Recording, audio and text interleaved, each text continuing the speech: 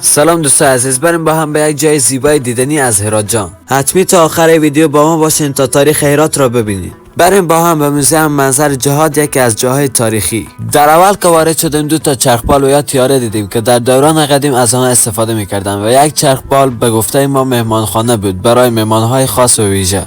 و این قسمت را هم که می‌بینید صلات و معمات از دوران قدیم بود و با هم پیش میریم طرف بزرگترها.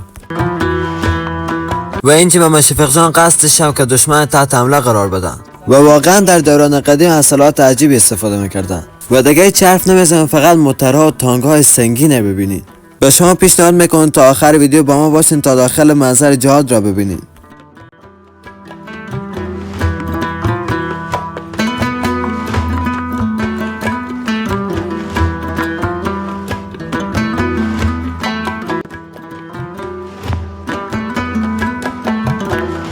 و خیلی از صلوات بمون که از اون ویدیو نگرفتم و حالا وقتی نه که برین داخل منظر جهاد. همیشه میرفتم دلم به طریقی گفتن که این طرف تفنگ گرفته و این قبر یک کافر بود که زخمی شده و وقتی به اوشوان مسلمان شد و از دنیا رفت. قبل از اینکه وارد موزه بشین برای ما گفتن باید پایپوش بپوشین و تقریبا ما مشفق 6 سال پیش اینجا آمده بودیم.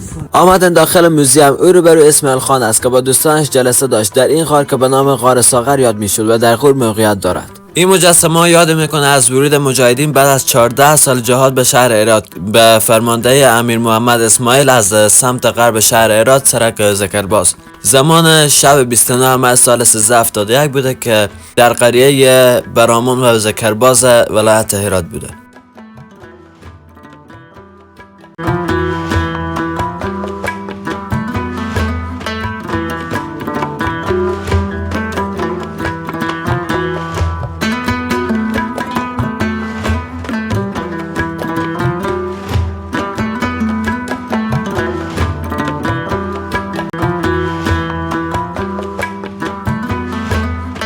اینجا خونه یک مولایی بوده که بمب افتاد بالا خونه و مولایی و خود زن کشته شده و همون طفلی که در داخل گاز میبینه او فعلا زنده و دلایل از خود داره.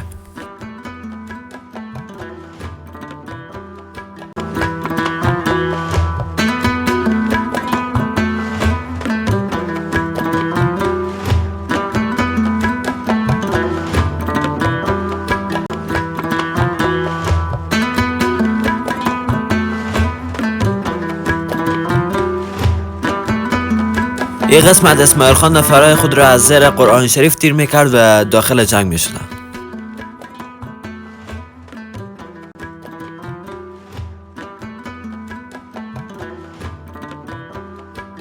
عزیزای دل، من به همین طریق دوست دارم